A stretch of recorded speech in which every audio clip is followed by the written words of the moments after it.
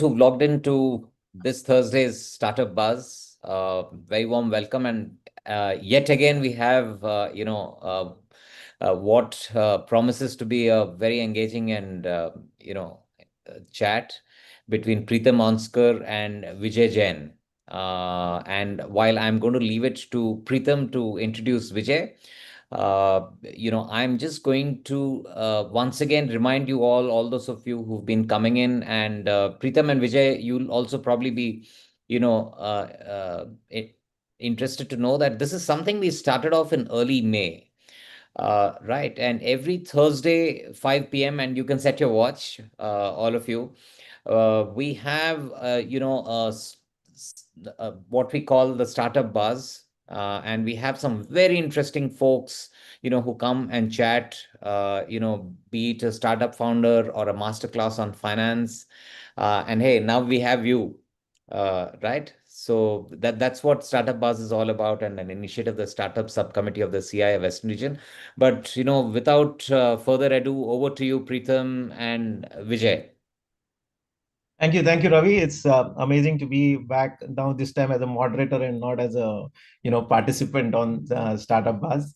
Again, just like you, I've been a part of the startup committee for some time now, and I love this knowledge sharing sessions that you guys initiated and started. So happy to be here and happy to be introducing Vijay, whom I can resonate with very well because he's somebody who's been an entrepreneur, now a startup founder, and is a startup founder for his company called as ORRA. His accolades are many, and I'm going to give him some time to talk about them. But some of his significant contributions have been to brands like Ritu Kumar, where he's managed to double the EBITDA in very little time that he got, and many other D2C brands that he's a master of, I would say. He's also, working very closely with brands like Fab India to promote sustainable, D2C brands. So, Vijay, over to you for your first 5 minutes to talk about your journey as an more as a professional first. No, thank you, Preetham. I think it's been a wonderful platform you've created, and I'm really, really happy to be here. I've perhaps had a very non-traditional professional background. So after my college from Shriram, I did my MBA from SP Jain. Then spent 10 years in investment banking. Was very fortunate. I worked with both the FIIs of foreign banks as well as Indian Kotak, Peregrine, Rabo. And 10 years I worked across M&A, private equity, and huge amount of exposure to large corporates, small corporates, international companies like GE and Toyota who are looking to come into India, the Indian corporates. And of course, one of my joys was really the consumer space. I had great bosses who said, as long as you met your target, please go ahead and do these passion deals. So barista, cafe, coffee day, good night, and a whole bunch of London Pilsner on the brewery side. So I did a whole bunch of this. Then, was the co-founder of a company called ORRA Fine Jewellery and did that for 17 years. Then went back to being a CEO again of Ritu Kumar, finished that, and then I was working with Organic India, and I was also in the task force for Fab India, and worked very closely with the chairman, Mr. Bissell. And now I think life has come a full circle to startups, mentorship, some amount of boards, advisory boards, and operating partnerships. Of course, some amount of executive coaching, but that's really more out of joy. So, in a sense, I've had an opportunity to be a professional, to be an entrepreneur, to be a mentor, and to be on boards. So it's been a very, very fulfilling journey. A mixed, and the two a mixed one for sure. So let me put you on a spot and asking you to pick up which was your best stint. Was it at Aura, Ritu Kumar, or where? So it's very, very difficult to say, but I think each journey gave me very different perspectives. In the early days of investment banking, I think the fact that I worked with promoters and I got a great view of how different promoters across different segments and sectors looked at the business.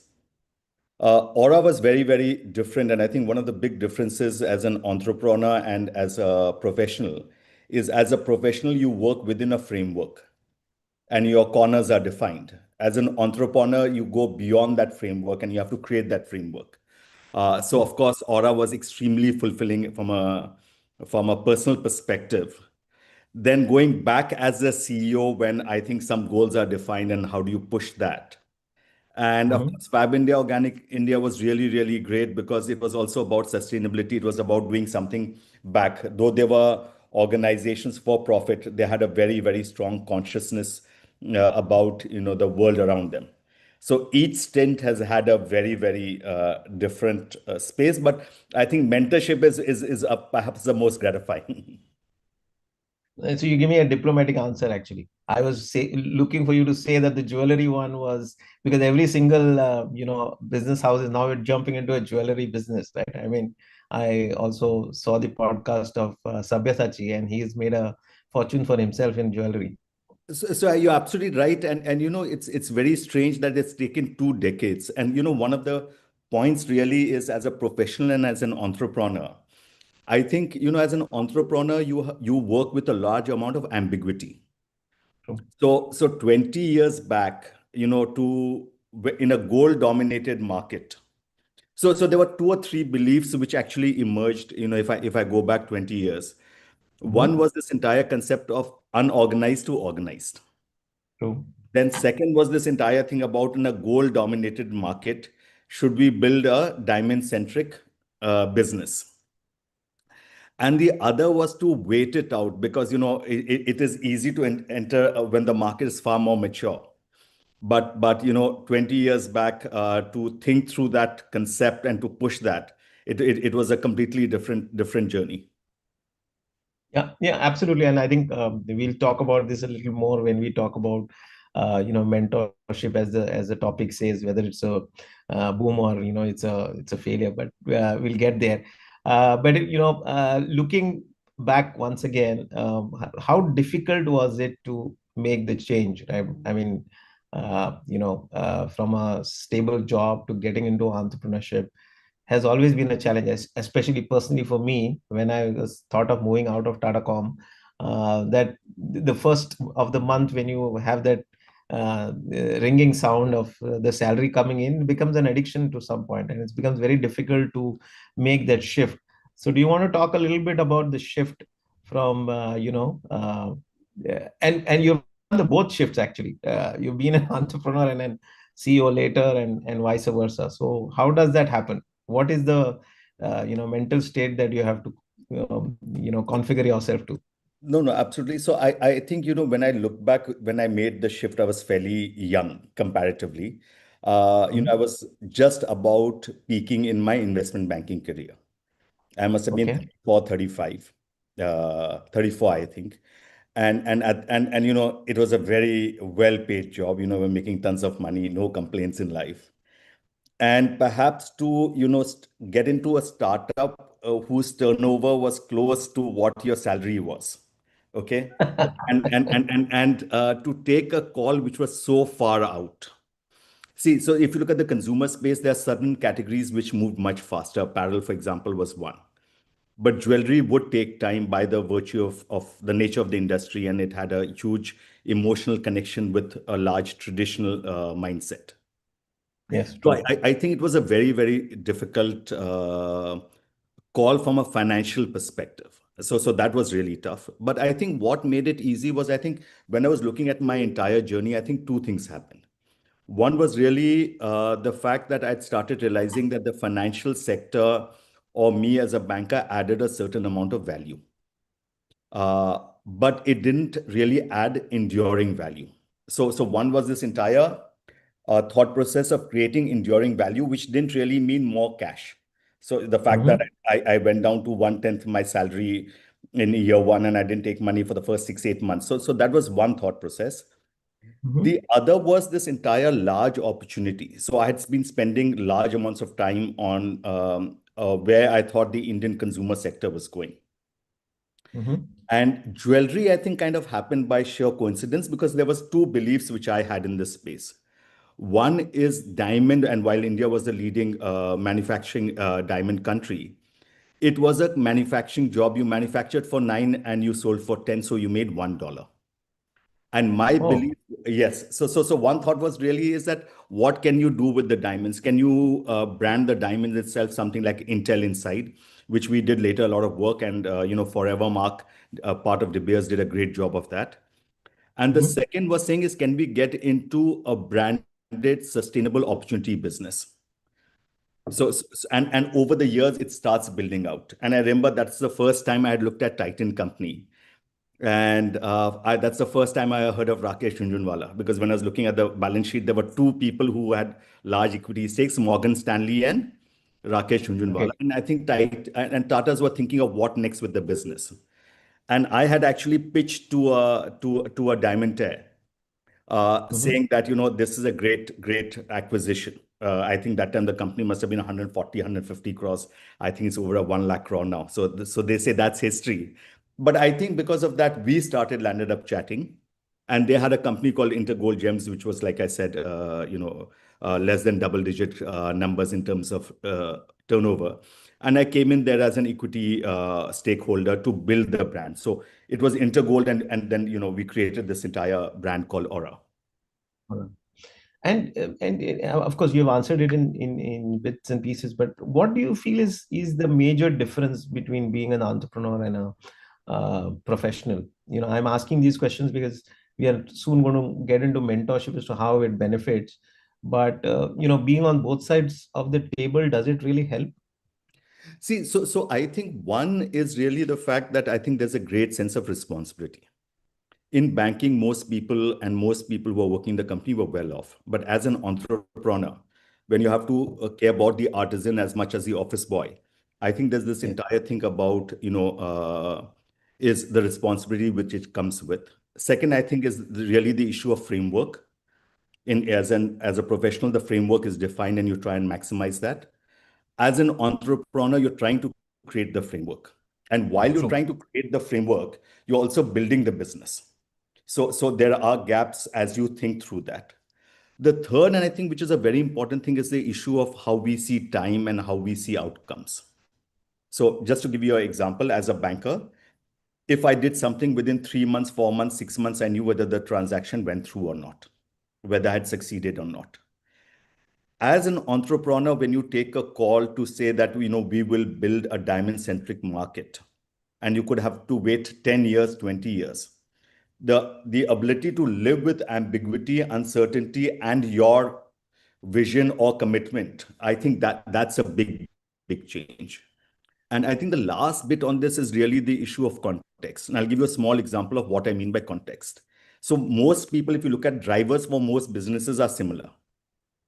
But in investment banking, let's say on $1 billion transaction, your travel cost, communication costs are not relevant. So the expenses are not relevant on a large deal. But when Mhm. you're as an entrepreneur, every dollar, every rupee counts. So the same expense as a professional and as an entrepreneur, or the context of the business changes very dramatically. So True. I think the context changes, but and last and not least is really it's really about people. Though I talked about responsibility, but it's about being able to motivate, get people to have that larger buy-in in what you believe. So these I think are broadly the broad differences to my mind. Absolutely. And now, how do you, use it in your when you are into mentorship? How do you kind of use this experience? So, and one thing that comes to my mind time and again is that it's a huge shift to move from banking to develop a D2C kind of business, and that too, I think you were almost the first, right? I mean, nobody else was doing the diamond jewelry kind of brand that time. I'm talking about the time when you launched. Yeah, so I So think 2000, I think they were largely, most of them were family-run businesses which were running it. I think yeah, 50 new, so even family businesses tried to, launch brands. I think 50 brands got launched, and I think not more than one or two exist today from that point of time. Uh, absolutely. and in terms of a mindset, I think, when you look at the mentor-mentee relationship, okay, I think it's really very fluid. So, Mm-hmm. so there is no subject which is off the table.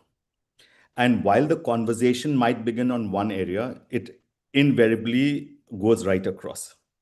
And from a True. structured point of view, I think there are 4 or 5 broad areas. One is really strategically to sit across and ask the questions to bring about clarity. So, for example, what is your business? Why do you want to scale up? Is scale for profitability? Is it for brand building? So, what are the guardrails you're putting in? Second is to look at the market afresh and say, where's the opportunity? And Mm-hmm. which, what are you already doing well and where should you double down as a company? Mm-hmm. The third bit is in terms of, while we call it asset allocation, I think it's more about building priorities. Mm-hmm. So for example, there's a company called Bansiwala, and it had 1 crore of funds. And should we build the manufacturing unit first, or should we build the market first? So Mm-hmm. this entire allocation, and it's also in priorities. What it is also about, what are you willing to let go? I think that's equally important. The professional bit, and which is very important, is how do you build the platform for scale? So, whether it's process, whether it's technology, systems, people, all of that. And last and but not the least, I think it's about trust. I think a mentor-mentee relationship, I think the most fundamental requirement is the ability to trust each other. And Absolutely. and to say that we are both aligned to a larger cause. And I think if the trust is there, I think everything else kind of happens. If there's an absence of trust, no matter what you do, you're always trying to second guess of what it should be, what it could be. So I think that's a big difference. Okay. Fundamentally, is mentorship necessary? Okay, so I think I'm going to give you a spiritual answer to that. Is, do you require a guru? And the Yeah. answer to that is really is it's a very personal choice.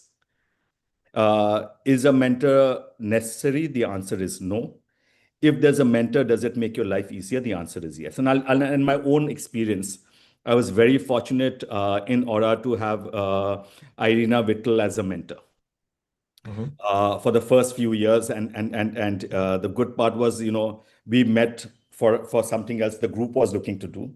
She bought me lunch. She came on my advisory board, and she never took a penny. So, and it was really great. I think the years we spent, and I still reach out to her even today. And in the last couple of years, also, I was fortunate to have Guninder Kapoor on my advisory board. So I think my personal experience with it, it's been very, very good. And I've been very grateful for that. But there were also large parts of my journey when I didn't have a mentor. Sometimes I Oh, felt the okay. absence. Sometimes I felt, no, I can do it on my own. Now, good or bad, but I think at different phases also, I think this entire thing kicks in. Great. And before I share my experience, I also want to ask you that how do you choose to become a mentor, or how should a mentee choose a mentor? So I think, that's really an important question, is because I think if there is clarity on what is it that we are looking at. So could it be one? So I think the level of engagement could be at multiple levels, or the ask from either side could be at multiple levels. One is really to say whether it's more strategic, whether it's more operational, whether it's more organization specific. So what is it really the mentee is looking for? And I think from a mentor's perspective, or at least from my perspective, the entire joy of being able to make that impact together with the founder, and to see it from a founder's lens, and also to be able to, perhaps minimize risk, bring greater clarity, and a huge saving of time, effort, and energy, I think. Yeah, I mean, the experience that the mentor comes with, if it is helping you to take faster decisions, your go-to market becomes faster, etc., then it definitely makes a lot of sense. But having said that, I mean, unfortunately, our experience with mentors, at least my company Tailorsmart, has not been great so far. It doesn't mean that we are not open to have mentors, but and that's more because the subject matter expertise is what we needed. when you're building a B2B stroke C kind of a brand, which is not directly a D2C brand nor a B2B brand. That is where we felt this was lacking. And you spoke about, having mentors at different stages, right? So what do you think is one of the most important thing where you can't do without a mentor? See, I think, a mentor as a sounding board is a superb place. So even if, and especially when you're working in a environment which is constantly changing, you're looking to scale dramatically, or you're looking to transform the business, is having a mentor to have that conversation. See, I think one of the challenges which most people think that if a mentor says something, that needs to be followed. And what I have a conversation with people is the mentor opens up an alternate point of view to think about, not necessarily to act on that. Because sometimes Not when, somebody who says, yes, yes, sir, yes, sir. yes. So you're absolutely right. So I think because a lot of times I think, uh, uh, we get blinded by what we believe at a particular point of time. And invariably when you're doing something which is a new product area of focus, you've got one set of people saying no, it can't be done. So if anybody tells you anything towards that, you say no, I don't want to listen to it, I know better. So I think just the ability to have that conversation is very, very important. And you're absolutely right. I think, when you're looking at a mentor-mentee relationship, and if supposing, say, scale is one criteria, then having somebody with that exposure in that space always helps. Not to say that it is the only criteria, but I'm saying is somebody who's been through the journey. The first time somebody scaled Mount Everest was tough. I know my friend's dad when he went in, Tenzing Sherpa when he went in. But once the path is set, and if there's people to guide, it's not that everybody will reach there, but it becomes easier and easier and easier, I think. So before I start taking questions, we have got a lot of questions already, and I'll take it in the middle of our chat. But before that, do you want to share an example of a successful mentorship, which has been like a heavenly made pair, as our topic says, and also share an example where it's not been so successful. Okay. Two live examples if you want to share. Okay, so I'll take some quick examples. One I think is like there's a 100x company which Ninad has invested in earlier, and they started off with the company, and they had approximately 1 crore of funds, and they were looking to build that business out, and they had a sale of around 8 to 10 lakhs, and the question was, with that 10 lakh, with 1 crore, what do you build and how large can you build it? And the girl was a very seasoned professional, SPJ and Cadbury's and everything, in a very unorganized space of Indian sweets. And I think we were able to move that needle from 10 lakhs to 50 lakhs, and now they've got a run rate of 1 crore, and next year we are hoping they'll do 2 crores. This is at net value. At what people call GMV, it's already 2 crores. That's not the only point, but the fact that they've done it profitably, and they have half the money which they started with. So I think it's really, really interesting. So this was one which is largely on a one-on-one business. Then there was a company called Think Kitchen, which was largely a much larger setup, where one worked with the founders, one worked with the teams and individual teams down the line, to bring impact, to build distribution, and it was very, very interesting. And of course, one was more at a conceptual level of organic food versus natural food. So one of the companies which at a thing. So I think there've been a whole bunch of that. So I think it's been very gratifying. Some I can't name, but on the negative side, I think there are a couple of issues which have happened. One is my own. So while I've had great people on my advisory board, in a couple of the companies I've worked with, sometimes they put a mentor uh, whose job, instead of helping build, was control. So the Oh, mentor came in saying, okay, you explain to me this number. So instead of a conversation, the entire team's effort, energy started saying, be careful. So instead of focusing on building the business, they were looking at focusing on building with him. So that's one example. I think another example is, one of the companies I was working with, and they wanted, roads opened, and, we were able to open some really, really, big, large companies with the owners, CEOs, founders, companies which I'm saying people would have taken 10, 20 years to go. And what one realized was that he just wanted that tick box. It was not about doing anything for them. At the investor pitch to say, I'm chatting with these three companies. So I think the moment it becomes transactional, yeah, and a lot of times, you get people to say, what doors can you open? And one of They my wanted your name on the slide. correct, absolutely. So nothing else matters as long as that name. So I think even for people who are looking for mentorship, I think that time, effort, energy helps from a mentor's perspective. Also, I think I think it's a selective process. Yeah, absolutely. Okay, so let me take a few questions on the chat board. So here is one first question for you. How can a founder identify whether a mentor is a right for their journey? I think you've answered this in some sense, but yeah, I think you can give it another shot. So, so, Right so for their one, journey.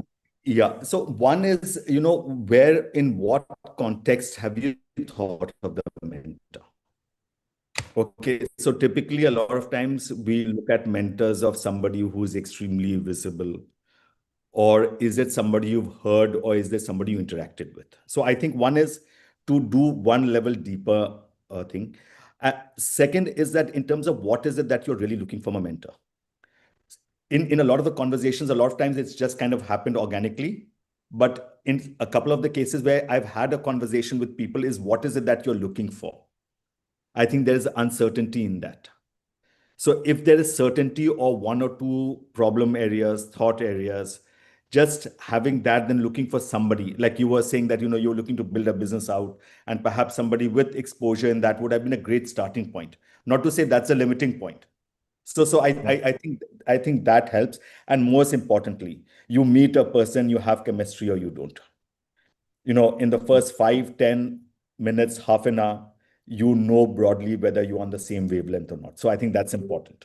The last and the only caution I would say on this is mentors sometimes make the mistake of projecting themselves. Mm-hmm. So Mm-hmm. so it is And what? about I am right. Okay, And maybe they are right, but it is about what is right for the business. So, true. so it's not so one of the things is how willing is the mentor willing to listen to what you are saying, and then for you to be able to discuss that. Is it also about how challenged you feel while having that conversation with the mentor, right? I mean, that's what also builds the chemistry for you. Because if, let's say, you're talking to me about Tailorsmart and you challenge me on the 5 or 6 core areas of Tailorsmart, I feel motivated to talk to you much more as a founder, isn't it? Absolutely, and I think from my personal perspective is to ask you and get you to answer it. So even if I have a point of view versus saying, Preetham, this is what you should be doing, is my question is, why are you doing this? Is this Yeah, an option? Would this be better? So it right. allows you to evaluate, and it takes me through the journey of what you're thinking and why you think which is important or not important. Because one of the points which I was saying is that between entrepreneurship and a professional is the context. I talked about the money bit, cost of transaction. So the context, your context and my context would be very different. The journeys might be very different. The geographies may be very different. The distribution may be very different. So I think it's important to ask But the at the same time, you can add value because you come with that experience correct. of having your handle your territory well. So maybe there's some things that happens in the diamond jewelry space that can benefit the home service of Tailorsmart, for example. Absolutely. And you're absolutely right. And I think the ability to identify drivers. See, a lot of times I think we also make the mistake of saying that it has to be industry knowledge. I think industry knowledge can be easily acquired and there are enough experts. But Absolutely. the ability to pick up the drivers of saying that this driver in this business is important. Or if you're looking to build a business, are you looking to scale with a brand or just you want to scale? So I think the ability to identify that and to bring that clarity, whether it takes one session or five, I think is very, very important. So just to extrapolate this first question itself, it also means that in the journey, you may need different mentor at different stage, right? Uh, yes and no. Okay. Okay. So what happens is that, and I'm saying this answer is yes, that different journeys of an organization require different skill sets. So a Mhm. company running at scale requires different skill sets than somebody which is just a pure startup. And that's the reason why when you asked me, I talked about two or three companies and not one. And sometimes, whether to expect a founder, a professional, or an entrepreneur to cover a larger space is very, very tough. So in that case, is it okay to have more than one thing? The answer is yes. If you're fortunate to get somebody who can go through the journey with you, that's even better. Okay. Right from the start till the end, kind of a thing. If you're fortunate. Yeah. Great. I'm taking the second question on the chat. How do you handle situations when mentor advises conflicts with the founder's vision? So Okay. there's a conflict. Founder has one vision, mentor comes with another vision. How do you handle that? So one is founder should not be having a vision. Sorry, the mentor should not be having a vision. He can have a Yeah. suggestion. Okay. So I have this rule of one third. Okay. So one is Mhm. what is the founder's vision is one third of the space. One third is where is the market. And a lot of times when I ask founders, they say, okay, but we are not in that business. Let's say you're in the cosmetics business. No, but Mhm. this product I'm not competing with. My question to them Mhm. is, I didn't ask you whether you're competing with this or not. Where does the market lie? And the third bit is what is the data telling you? Now, there are two parts of the data, and this is, I think, where the mentor also can add a lot of value. One is data which is internal to the company, and there's data external to the company. Mhm. So it could be, let's say, qualitative research or somebody who spent time in the market to be able to give you that feedback, the market feedback. Or it could be data in terms of what products are selling, why are they selling, who's your consumer segment versus what the market is telling you. And I think the ability to put this rule of one third each, I'm saying one third, it could be some 60, 40, 10, whatever. But founder's vision, market, and data. I think, if one works on this framework, at least you'll be able to take a call in a rational and an unemotional manner. Because one thing we have to remember that it is not the mentor who's running the company. Mhm. It is a founder who is running the company, and I think this needs to be discussed and taken a call of. Founder also the mentor also needs to recognize that everything. So okay, so when I was as a professional, okay, Yeah. or when I was a founder, I would Mhm. fight till the end to say that this is what I believe in. Okay, as a Mhm. professional, I said, okay, this is what I need to maximize or optimize. True. As now, as a mentor, I allow it to flow, saying that we will ultimately come to that right decision. So I think, so this right and wrong concept is something I don't really agree with. So in short, what you're saying is that if there is a conflict in the vision itself, then maybe it's the wrong mentor to have. Uh, As you rightly said, I am completely with you when you say that the vision has to be that of the founder because he's trying to create something disruptive, hmm. and the mentor who's on board probably is somebody whom he sees aligned to that vision. But when the conflict happens, is it a signal that it's a recipe for chaos, as we are calling it in our this thing? So I think it's a recipe for conversation. I'll give you a small example. Again, a very, very young startup, and they were looking to do trial packs out in the market. Okay, and the average value of that pack was 70 rupees. Your courier cost and everything was 30 rupees, COD, everything put together. No matter how you scale the business, you would never make money. Now, I was a mentor in Oh. that case.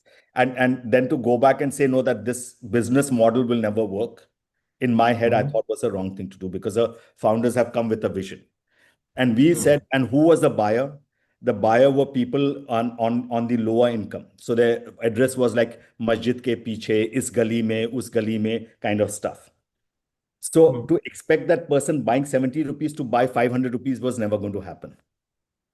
So we said, if we want to be in the space and we want to make this work, can we increase the average order value to 400 rupees? Now, to make it 400 rupees, we went back to a consumer insight saying that if I'm buying a cream, what else will I buy with it? So Mhm. while will I buy a deo? Will I buy something else?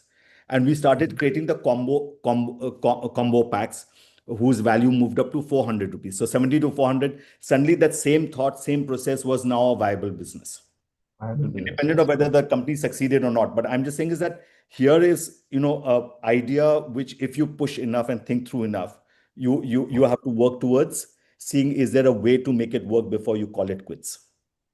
And also use the data points, as you rightly said, which are Absolutely. available. Yeah. Okay. The next question is, at what stage of the startup journey is mentorship most critical?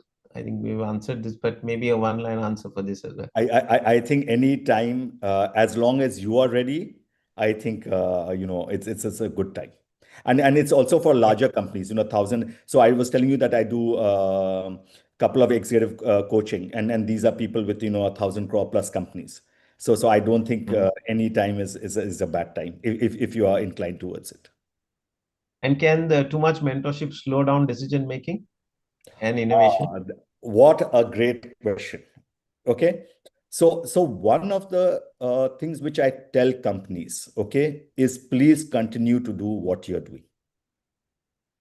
See, a challenge a lot of the time, I think, and I've seen this with consultants, advisors, and mentors, is the day they join in, they want to see the world afresh. The point is, you can have your thoughts, but don't lose the momentum of what is happening. So As a continue the founder, is responsible momentum. to take the day-to-day decisions, in Yes, short. yes. So let work happen unless you've come to a thought process which requires tweaking. And then this entire issue which we talked about saying is, if you have limited resources, what would you want to allocate and what would you want to prioritize? True, true. So basically, what you're saying is that if you have the mentor taking your day-to-day decision making and it's dependent on him, he rather become your full-time employee than a mentor. Absolutely, absolutely. Please, and if the guy is willing to join, please hire him and see what the performance is like. Yeah. So how should founders approach a potential mentor? I mean, this question I think is around shortlisting a mentor for the first time. So how should a founder approach shortlisting a mentor for his or her business? Uh, so I think it's multiple. Sometimes, it's word of mouth. Somebody's worked with somebody and therefore that works. Sometimes, it's at events you land up or you've heard somebody and you're inspired by the thought. And I think you have to just seed it and see where it takes you because, the assumption is that, both mentor and mentee, the moment they shake hands, they are ready to go. The real world, sometimes it doesn't happen. Just this morning, I had somebody who had met 2 years back. We had this entire conversation, a large D2C brand. And after 2 years, she's come back and said, let's start something. And we're trying to see where that takes us. It's kind of time now type of thing. Yeah.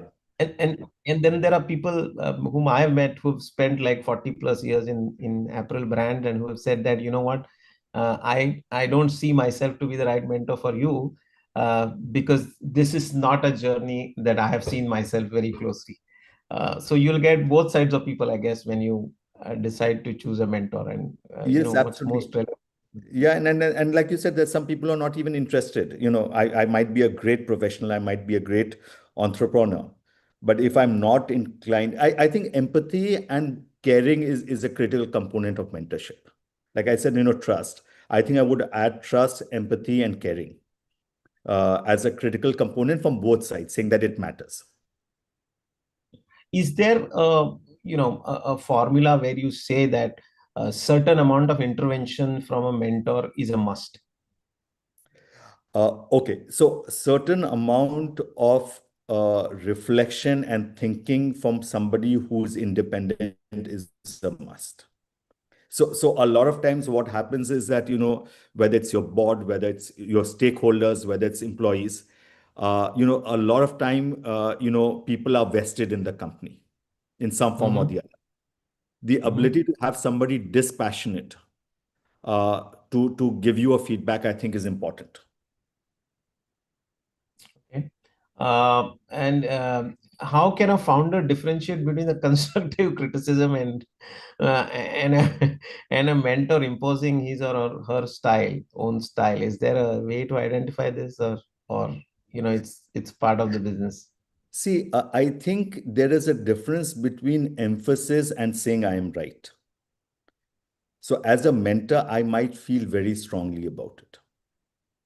Okay. And if I feel strongly about it, I think I must bring it to your notice. But to say that this way or the highway, that's not your call. I think then start a company and do that. I feel strongly about this because we have to respect the person who's running that business. The purpose is to provide support, not to say that I will run the business for you. Mhm. And is there again a standard formula where you say that so much of mentorship is good, so much of mentorship is bad? Is it good for my growth stage? Is it bad for my startup, meaning the initial MVP stage? Is there a formula around that, or again it is all subjective on the chemistry that you share with a selected mentor or So, shortlisted mentor? so one I think is, if you create the DNA of a dwarf, afterwards, no matter how much you feed it, it'll never become a giant. There's a friend of mine, and he used to always tell me this quote on a different context. But I think this is very true. So as you build company and you're focused on the short term, can you Mhm. build for a much larger and a further vision out, which is saying I want to build an institution, just not an organization. And I think having guidance even at an early stage helps. My own experience is that, I've done it as an operating mentor where, week on week, we've spent time. I have done it, on one-on-one calls. But I think, what happens is over a period of time is that both from a mentor and mentee, there is a rhythm which develops. And there, True. there are times, that the mentee will not call up for weeks. And then, suddenly I'll get a call at 9:30 at night and I'll always take it. And, my wife Kajal always says that, anybody else's call comes in, or no matter how important the business, you say, okay, this is a call I'm not willing to take, but why do you take that call? And that's because you know that if the person's called you at that point of time, independent of what you think is a problem, in their mind, that problem is large enough. And I think that's really the thought process. So I think it finds its own rhythm, and you should allow it to find its own rhythm. Fantastic. I'll just take this last question and then I'll give you a few words to say. So, do you think AI-driven mentorship or digital platforms can replace the traditional human one-to-one mentorships? So first, let me tell you that it's a very very nice question which you've touched. I've done 3 or 4 courses already from Wharton Online on AI. I'm trying to create a digital avatar of my own. Okay, and I think AI is a huge and a great tool. I think the ability to get, and one of the questions which you asked was industry specific knowledge or efficiency better of knowledge. I think AI can do a lot of work. I think what happens in a lot of times is that there's a synthesis of multiple touch points. Mhm. And those 4 or 5 points which I talked about, whether it is from strategy to going into where the opportunity is, to getting into what to let go and what to do, asset allocation, building efficiency and people. I think to calibrate so many points and build it together. I think we are still some time away from that point of view. But should all of you, whether you have a You, mentor or not, use AI? My answer is please, please, please go ahead and use it. yes. It's a fantastic tool, and keep all your data. So what I've actually started doing is in a lot of conversation, Pritam, is I ask people, can I record it? Yeah. I Like we are record doing it it. right now. Yes, then I convert it into text and then I feed it into AI. And Wow. this ability, and then I ask it, okay, on this problem, how do you think I would answer? And it's fascinating to see it. Great. Wonderful, Vijay. I think this is the time that we had. It was a pleasure talking to you. I think I resonate with most of the things that you have said. And to summarize this, yes, I think mentorship is a match made in heaven if you have chosen to accept the complexities that it comes with, and are able to get challenged by the mentor at different stages of your journey. I think that's where it's definitely a match made in heaven. Otherwise, it's a chaos altogether. So thank you everyone for joining this week's Startup Buzz. Don't forget to tune in every Thursday at 5 p.m. We are very sharp on time always. And if you have missed it, do watch it on YouTube, because we have everything that you have missed. You can just catch up on YouTube. Thank you, everyone. It was lovely, having this session. And thank you, Vijay.